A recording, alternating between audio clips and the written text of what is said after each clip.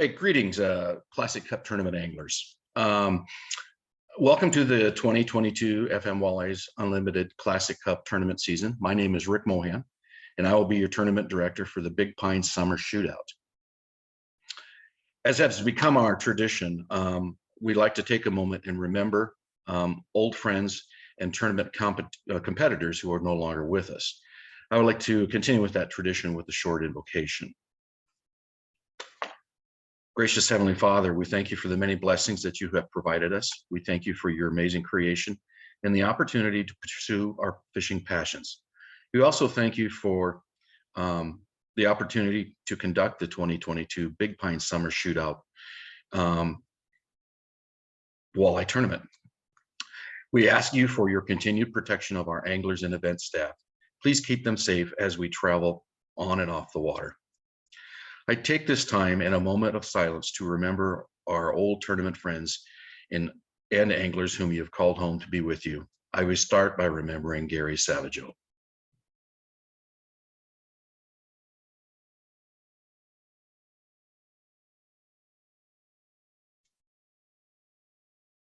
Amen. So we want to kick things off here now with recognizing our tournament sponsors. I'm going to pull up a slide here to show you who those folks are. And it even popped up fairly well. I'm going to try to get that up to a full screen here. There we go. So this year I want to recognize for our Big Pine Summer Shootout tournament sponsors, a big shout out to Mercury.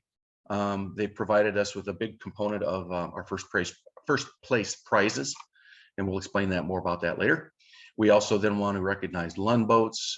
They provided us again with the Classic Cup Championship prize, first place prize, which would be a Lund WC 14 along with a Shorelander trailer. Ray Sport and Marine, of course, both with Moorhead and Perham locations, have been very, very long time and great sponsors, as Shields organization with locations throughout, well, nationally, but in our part of the world, throughout Minnesota and North Dakota.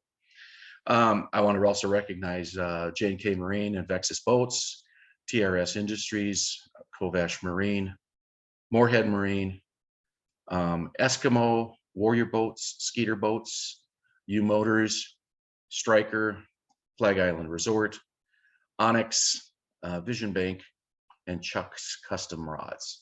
So without these sponsors, we wouldn't be able to do this tournament.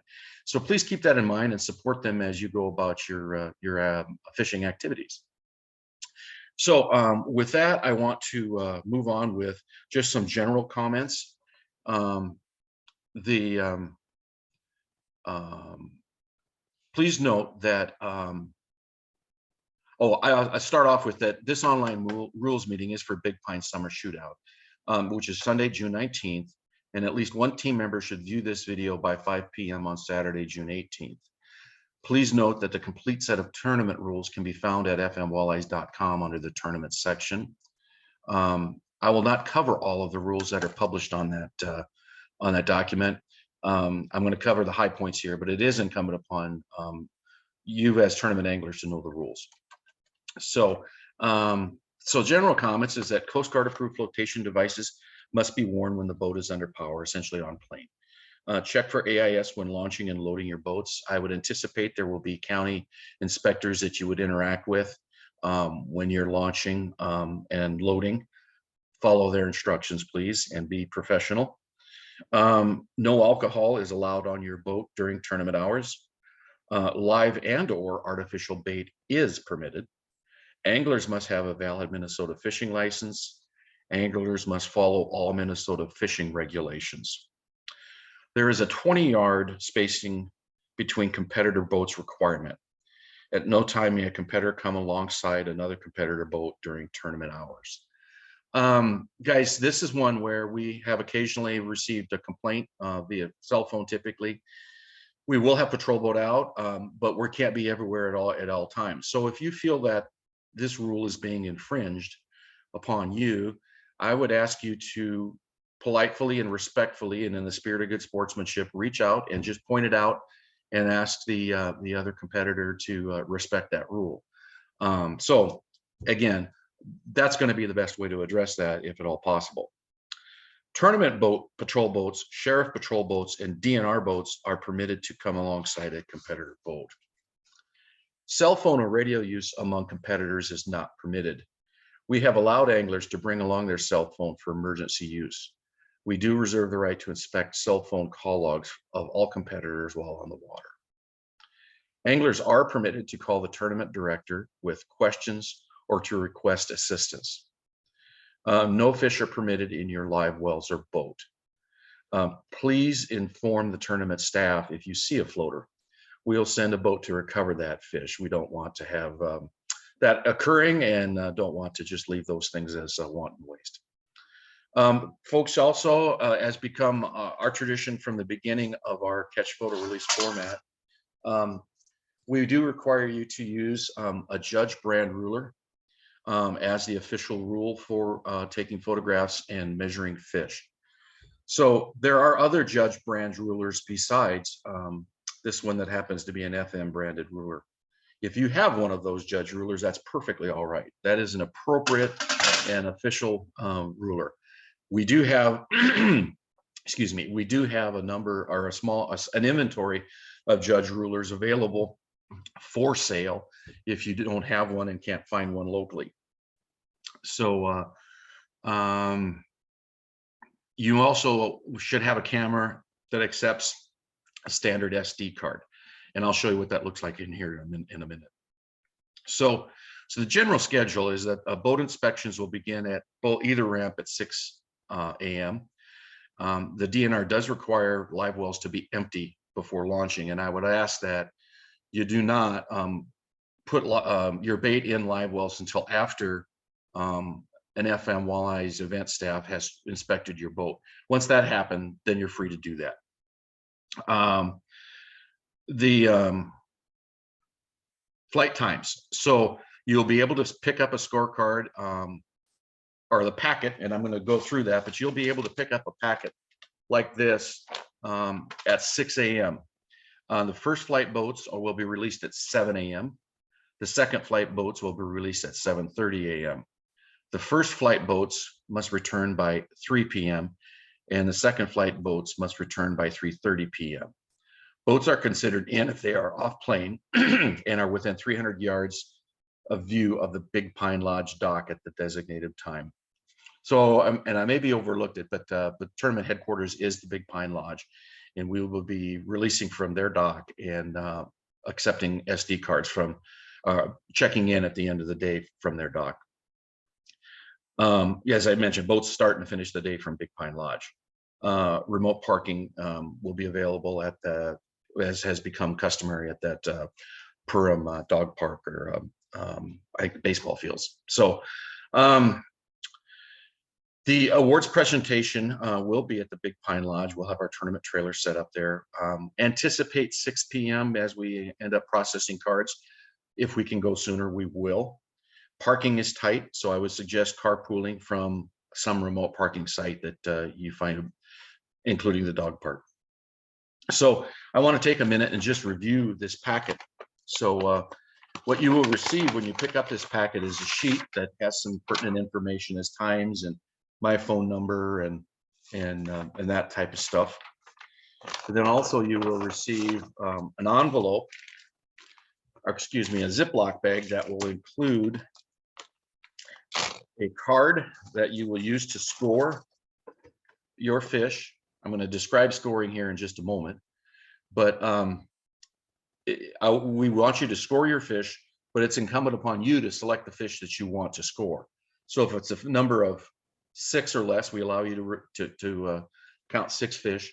If it's 6 or less, I'll take them. But if it's more than 6 and you don't pick the ones you want, I'm going to pick the first 6. And that's generous because I think AIM would just DQ the whole card. And that has happened, folks. So we have to be mindful of that.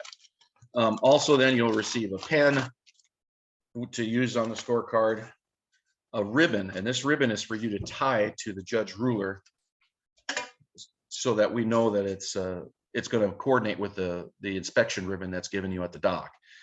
Bear in mind, it won't be yellow. And then of course you'll have an SD card, and this is a standard SD card. This is what our preferred media is.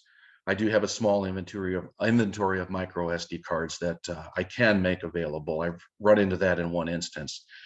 So, but this will be your best bet, and you can still get cameras that take these cards.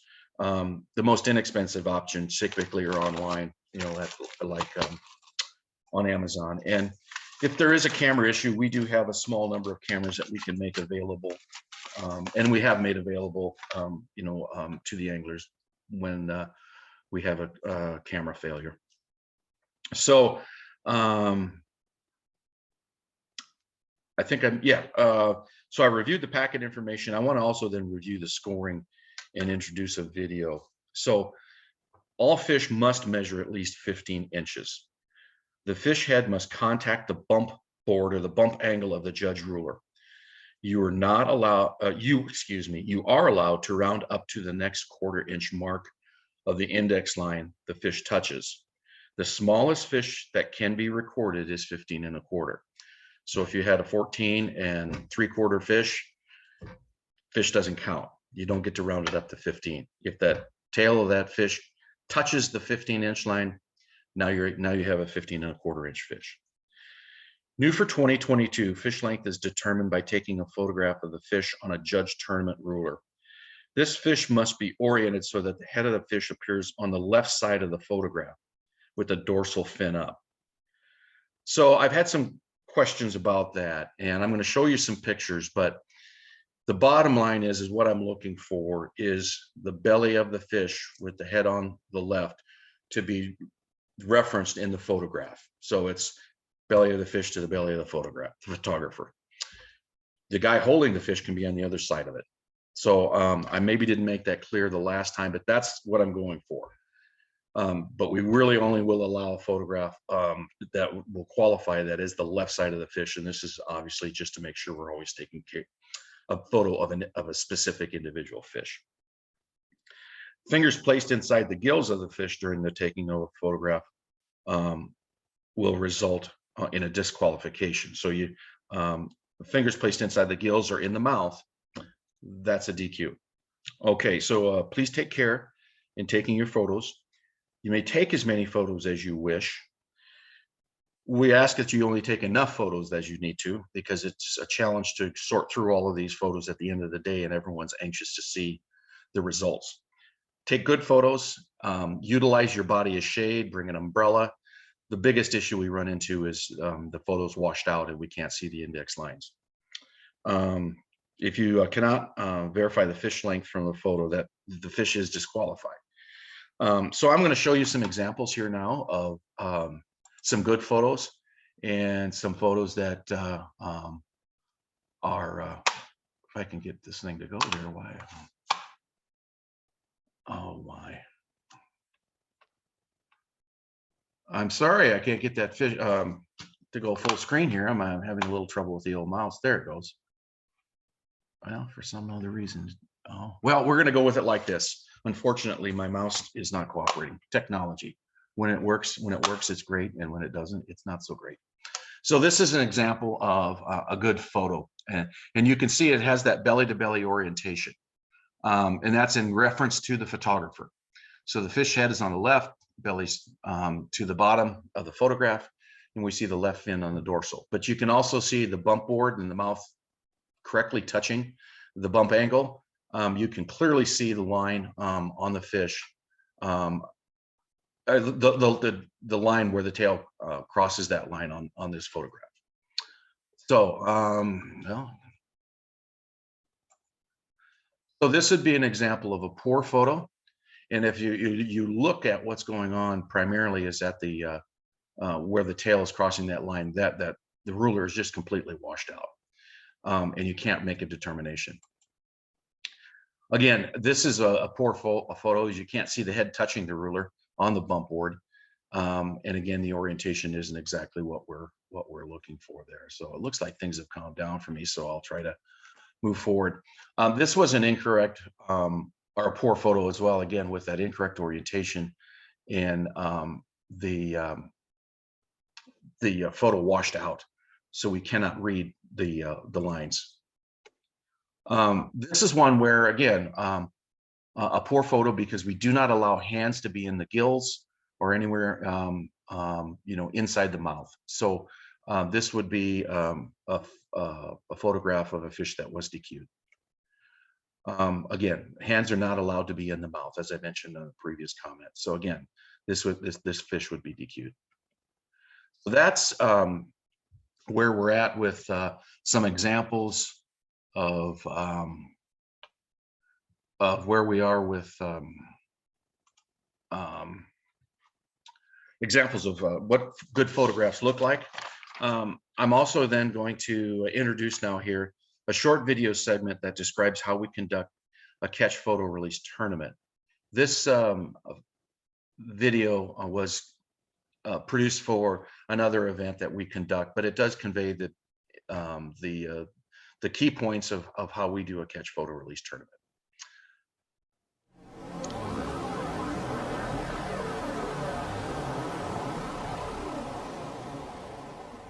Kyle Avery and Brenton Hell here of FM Walleyes. We are your Little Pine and Devil's Lake Angler Young Angler Tournament Directors. We want to talk a little bit today about the catch, record, release format. Brenton, let's just talk a little bit about leading up to the tournament and the day of the tournament, how we are prepared for that. So what you're going to want to bring with you on the day of the tournament is your red judge ruler. That is the ruler that we do use as the official ruler for our AYA events.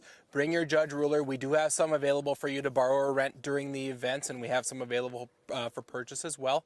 Also, you're going to want to prepare for the event by having a camera that will put the pictures onto a standard size SD card, not a micro card, but we need that a camera that will put the pictures onto a standard card. From there, the morning of the tournament, we're going to deliver a bag to you at the launch, and that bag is going to have your SD card for that day. It's going to have your scorecard and a colored ribbon. Now you're going to need that colored ribbon to be in your picture, which Kyle's going to talk about in a minute, and you're going to use that SD card to record your pictures during that tournament day. And if you do want to do some practicing with our SD cards the night before at the rules meeting, we're going to have those available, Kyle, so that you can bring your cameras out, make sure they work on the cards, and plan and prepare for the next day. Yep, we want to be prepared the morning of the tournament. Once we get out on the water, hopefully we see our anglers catching a lot of fish, and that's what we want to do. The intention of this tournament and this tournament format is to get the fish landed and in the boat, to get them measured, recorded, and released as quickly as possible. So the process is going to look like this. That walleye will first be taken out of the net and unhooked. We're going to lay that out on the judge ruler. We want a photo of one of the team members holding that fish on the judge ruler. Now it's important that we can see the nose of that fish touching the bump on the bottom end of the ruler, and then also where we can see the tail in terms of getting an accurate measurement and verifying that measurement. You can take as many photos as you would like. Once you get one you're satisfied with, then what we're going to do is we're going to take a hero shot. That indicates to us as tournament directors that we have the end of one fish and we can look for a new fish after that. A hero shot is simply a shot with one of the team members, preferably one who caught the fish, holding that fish. Once we get the hero shot, we immediately release that fish into the water, and hopefully that process is done as quickly as we possibly can. Once the fish is released, then we go into our scorecard, and we're going to write down the score, meaning the length of that fish, remembering that if the length touches a line, let's say it's 16-inch walleye, it touches the 16-inch line, we're going to record 1/4 inch above. So if it touches 16 inches, we're going to record that fish as 16 1/4. And we record it on our card at that point in time, and then we can go resume fishing. At the end of the day, you're going to have hopefully a full scorecard, Kyle, of all the fish that you had enjoyed catching during the day. We need you to circle the amount of fish that we're weighing for that tournament. We need you to circle the ones you want us to weigh to factor into your weight for the day, and we need you to make sure that the angler's name who caught those fish is next to that measurement, because remember, we do give out a special prize to the largest fish caught by a boy and the largest fish caught by a girl at our tournament. So we want to make sure that we know who to celebrate with those big catches for the day. And of course, if our adult angler catches one of the fish that we're going to weigh for that day, we still want that name on there too, so that we can use it for our results verification. It's a fun way to do a tournament. It lets us to score all of the big fish we catch during the day, really in avoiding our slot limitations if we were to bring the fish into the boat and bring them up to a scale. It's important to remember, Brent, and one of the things we want to make sure our teams are aware of is that at no time are we allowed to put a walleye into a live well, into our boat. Our live wells need to be clean the entire day while we're out on the water. And as you are demonstrating, all of our participants need to be wearing their life preservers while they're out on the water participating in the AYA tournament. We wish everybody the best of luck. Look forward to seeing you there at the next AYA event.